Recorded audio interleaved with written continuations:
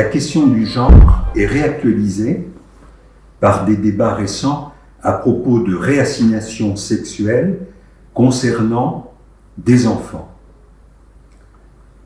Ces réassignations proviennent de demandes faites par des lobbies insistants, demandes qui paraissent tout à fait contradictoires au moment même où le consentement des enfants de moins de 15 ans à toute relation sexuelle a été rejeté par la loi.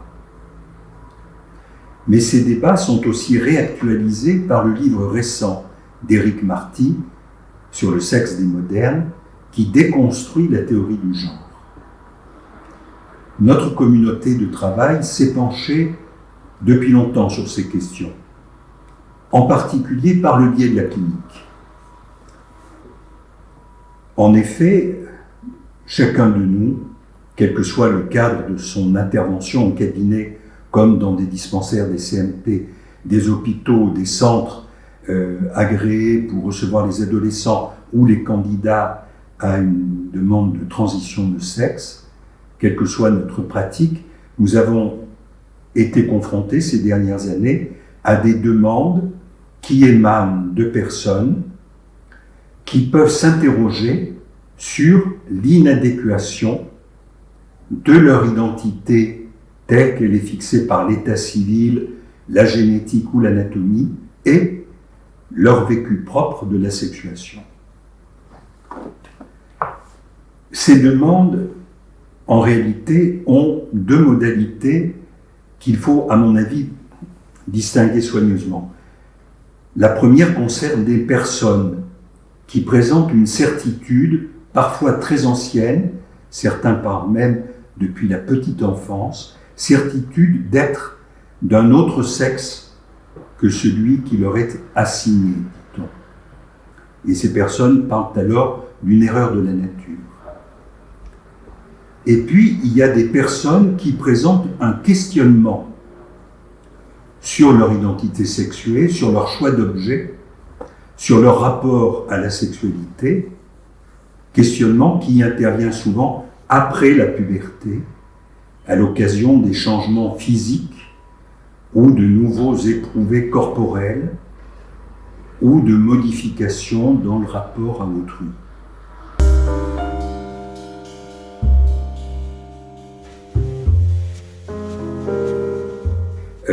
Un peu plus tard, Lacan, dans son séminaire Encore, propose le terme de sexuation, c'est-à-dire qu'il théorise qu'il y a un choix du sujet qui porte en réalité sur les modes de jouissance et pas sur les identités ou les identifications, qu'elles soient imaginaires ou symboliques.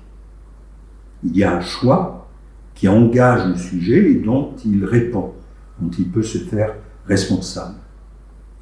Pour tout être parlant, nous savons, depuis Freud, qu'il y a une béance entre chacun de nous et son identification à lui-même. Nous savons aussi que pour tout sujet, le rapport à la sexualité est traumatique.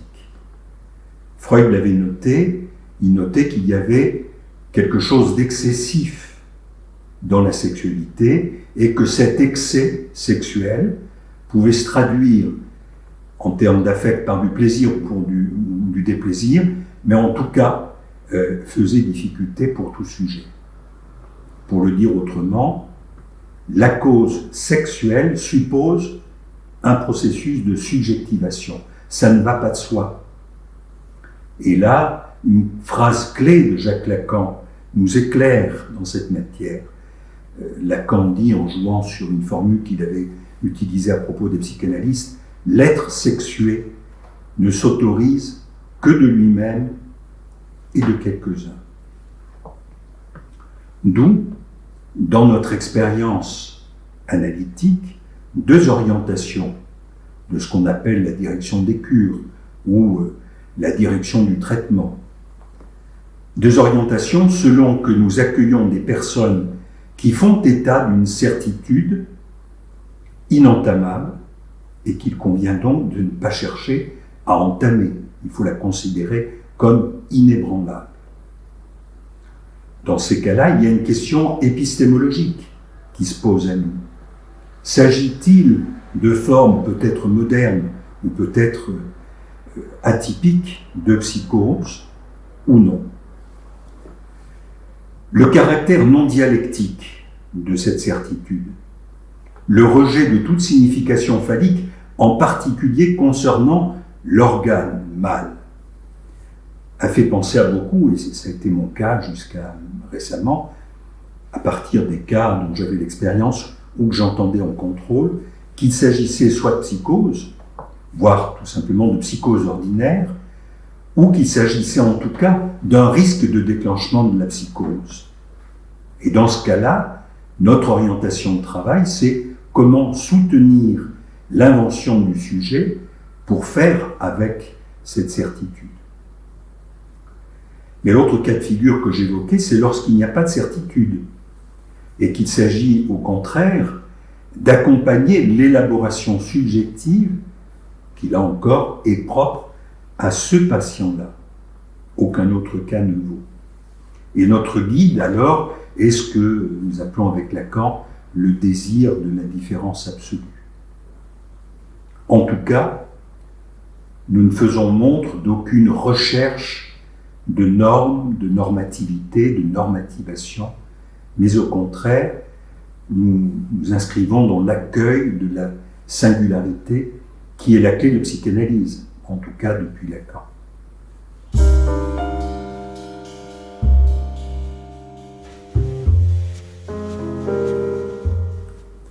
À ce propos, notre épistémologie est différente de celle de Judith Butler et des théoriciens du genre. En effet, pour eux, leur thèse est celle d'un déterminisme sociologique dur, ce qu'ils appellent l'assignation sociale.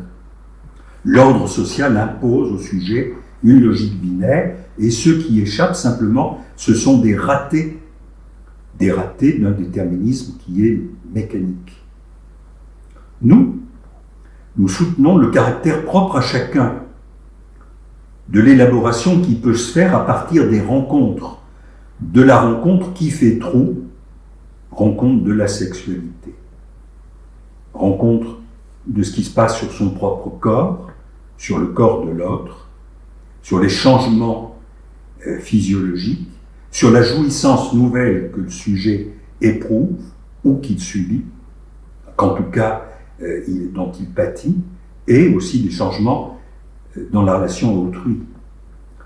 Et du coup, notre position est une position finalement qui correspond bien un peu à la logique de fluidité qui est un peu dans le discours à la mode d'aujourd'hui. Un problème qu'on rencontre en clinique, c'est l'effet pousse au trans, pousse au neutre, pousse à la transidentité, comme disent des jeunes patients.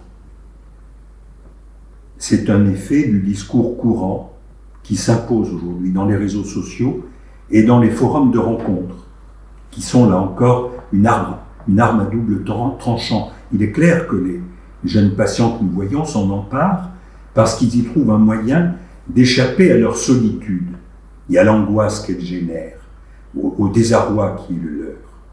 Mais en même temps, il y a un effet dans ces forums qui est que ça propose des identifications du groupe, à des pairs et à des personnes en particulier qui sont militantes, qui sont armées d'une certitude et qui se proposent comme modèle.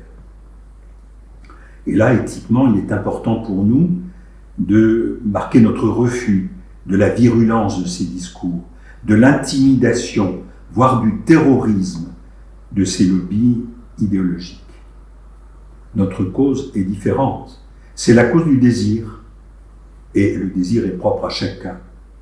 Et notre partenaire, c'est le sujet singulier. C'est ce que soutiennent les analystes depuis que Freud en a ouvert la voie, depuis qu'il a parlé de ce qui a fait scandale, c'est-à-dire de la sexualité infantile, et qu'il a essayé de formuler en termes de bisexualité le flou identificatoire, en particulier à l'adolescence. Le genre, comme la jouissance, comme le rapport à autrui, échappe chez les êtres parlants aux seules déterminations biologiques et instinctuelles. Le chemin propre à chacun que l'analyse permet, ce n'est pas vraiment une autonomination, comme on entend évoquer parfois, parce que nous nous tenons à l'écart de tout fantasme d'auto-engendrement. Il s'agit plutôt d'une autonomisation pas sans tenir compte de l'autre.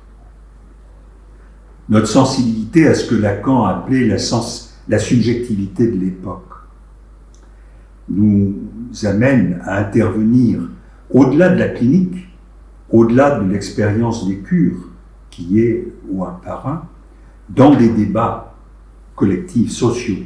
Ce sont des débats législatifs, où l'on voit bien quels risques pourraient courir les enfants s'ils sont engagés dans un processus qui s'avère plus ou moins irréversible, plutôt irréversible que moi, du fait de la pression idéologique qui ne tient pas compte de ce que c'est qu'une personnalité en devenir.